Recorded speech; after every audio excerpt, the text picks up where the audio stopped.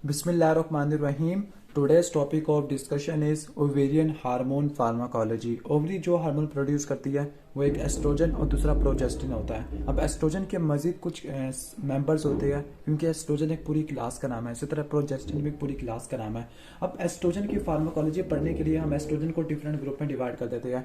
कुछ जो major pre dominant oestrogen, दूसरी तरफ एस्ट्राडायोल की एस्टर्स होते हैं, कॉन्जुगेटेड एस्ट्रोजन है, सिंथेटिक एस्ट्रोजन जिसकी ओरल बायो अवेलेबिलिटी ज़्यादा होती है, और दूसरा नॉन स्टीरॉयडल एस्ट्रोजेनिक कंपाउंड। तो जो एस्ट्रोजन और प्रोजेस्टिन की फार्माकोलॉजी पढ़ने से पहले आपको थोड़ा बहुत बता दूं कि मेंस्ट्रुअल साइकिल में होता है क्या। मेंस्ट्रुअल साइकिल के फॉलिकुलर फेज में फॉलिकल की डेवलपमेंट होती है, फिर जब एलएच का सर्ज आता है तो फिर ओव्यूलेशन के बाद फिर एस्ट्रोजन की पीक आना शुरू हो जाती है, प्रोजेस्टेरॉन भी प्रोड्यूस होना शुरू हो जाता है, और ये दोनों प्रोड्यूस होते हैं कॉर्पस ल्यूटियम से। ठीक हो गया, बस इतना आपको पता होना चाहिए। उसके बाद हम स्टार्ट करते हैं एस्ट्रोजन को। तो एस्ट्रोजन एक नेचुरल फॉर्म में भी होता है, कुछ इसके सिंथेटिक फॉर्म में भी होते हैं। तो जो नेचुरल प्री डोमिनेंट फॉर्म होती है एस्ट्रोजन की वो होती है एस्ट्राडायोल होती है। बाकी सारी जो है सिंथेटिक फॉर्म्स है।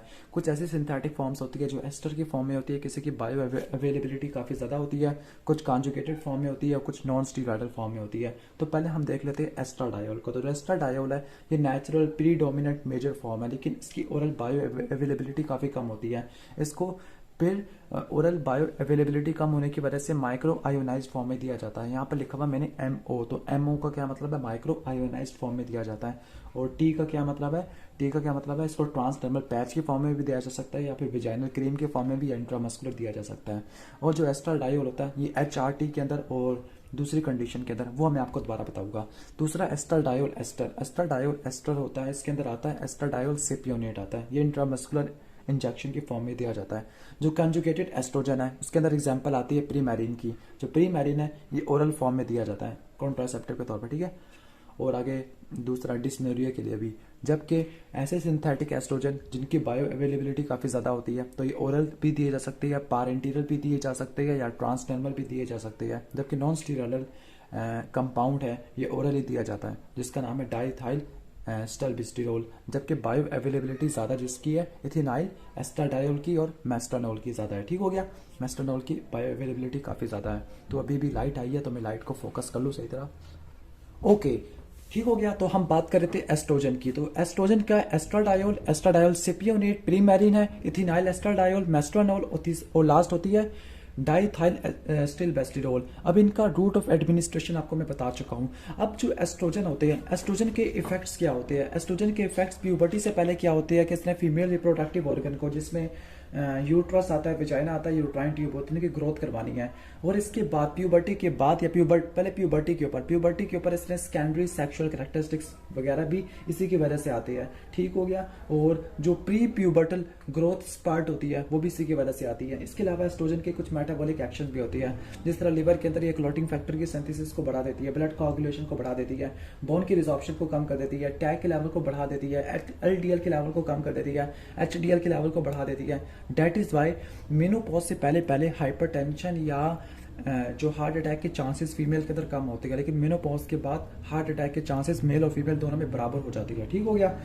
इसके साथ साथ जो एस्ट्रोजन होता है, प्रोजेस्टेरॉन होते हैं, दोनों के दोनों गोनाडोट्रोपिन की सिक्रेशन को भी ब्लॉक कर देती है। गोनाडोट्रोपिन क्या होती है, एफएसएच और एलएच होते हैं।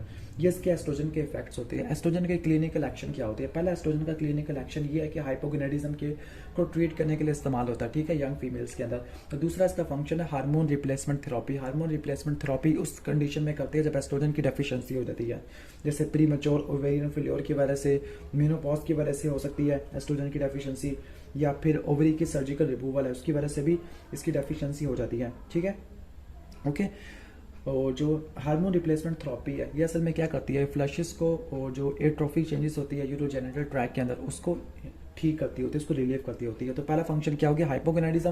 दूसरा एचआरटी। इसके अलावा ये ऑस्टियोपोरोसिस को ट्रीट करने के लिए भी इस्तेमाल होती है क्योंकि बोन रिजॉर्प्शन को ब्लॉक कर देती है।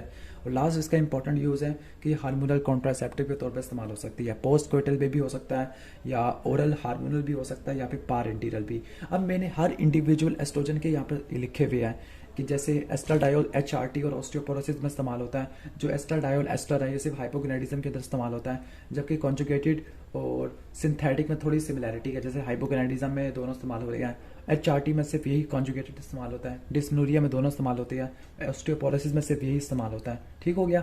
बाकी ये पोस्ट कोइटल, ओरल और पारेंटिनल हार्मोनल कॉन्ट्रासेप्टिव का पार्ट होता है। ठीक है। जो डाइथाइल स्टिलबेस्टिरोल है, पहले इसको यूज़ किया जाता था क्रिमिनल अबॉर्शन के तौर पर, लेकिन अब इसको यूज़ नहीं किया जा सकता क्योंकि ये इनफर्टिलिटी करवा देती है, एक्टोपिक प्रेगनेंसी करवा सकती है, वेजाइनल एडिनोकार्सिनोमा करवा देती है।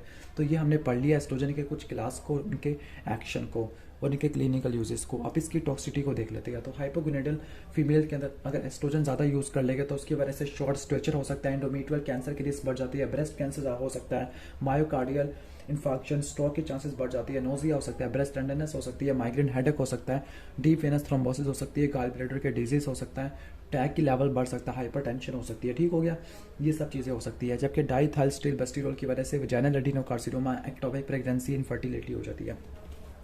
ये तो बात होगी एस्ट्रोजन की। अब प्रोजेस्टेरॉन वगैरह को देख लेते हैं। तो जो प्रोजेस्टिन होता है, प्रोजेस्टिन में जो नेचुरल है वो हमारा प्रोजेस्टेरॉन होता है, जबकि स्पाइरोनोलैक्टोन डेरिवेटिव के अंदर ड्रोस्पिरोनोन आता है। आपने सिर्फ इनके नाम याद रखने हैं। जबकि सिंथेटिक प्रोजेस्टिन जिसकी बायोअवेलेबिलिटी काफ़ी ज़्यादा होती है, तो मेट्रोक्सी प्रोजेस्टेरॉन और मेगास्टेरॉल दोनों के दोनों एसीटेट के साथ कॉम्प्लेक्स बनाते हैं। जबकि 19 नोर टेस्टोस्टेरॉन के अंदर ओल्डर के अंदर आते हैं नोरगेस्टेरॉल, नोरिथाइंड्रोन, दोनों इंपॉर्टेंट है। जबकि तीसरा इथाइनिडायोल, इसका सिर्फ नाम याद करना है।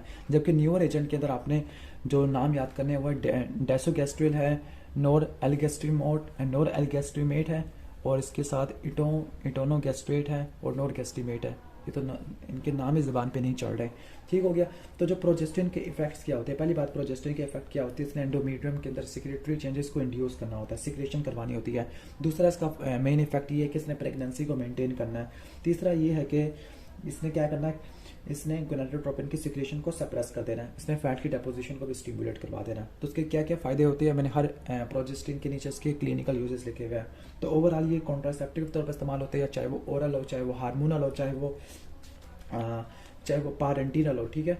ओरल के अंदर कौन से होते हैं प्रोजेस्टिन, नोरिथाइंड्रोन हो गया, नोरगेस्टेरॉल हो गया। हार्मोनल के अंदर इस्तेमाल होते हैं मेट्रोक्सी प्रोजेस्टेरॉन, जबकि पारेंटिनल के अंदर मेट्रोक्सी आ जाती है, नोरगेस्टेरॉल आ जाता है, नोर एल्गेस्टिमेट आ जाता है, नोरगेस्टिमेट वगैरह। तो मैंने हर प्रोजेस्टिन के नीचे उसका क्लिनिकल यूज लिखा हुआ है, तो आप इसको अपनी किताब के ऊपर नोट कर लेना। ठीक हो गया। बाकी प्रोजेस्टेरॉन को इन विट्रो फर्टिलाइजेशन के अंदर भी दिया जाता है ताकि वहाँ पे प्रेगनेंसी को मेंटेन किया जा सके।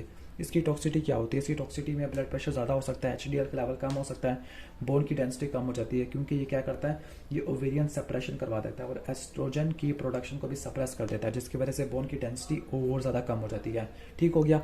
और एक ये भी था कि एस्ट्रोजन की वजह से एंडोमेट्रियल कैंसर काफ़ी ज़्यादा हो जाता है, और इसको मिनिमाइज करने के लिए एस्ट्रोजन को प्रोजेस्टेरॉन के साथ देना पड़ जाता है, क्योंकि प्रोजेस्टेरॉन क्या करता है, ये एस्ट्रोजन की सिक्रेशन को, एस्ट्रोजन की प्रोडक्शन को कम कर देता है। तो फिर एंडोमेट्रियल कैंसर का रिस्क काफ़ी कम से कम हो जाएगा।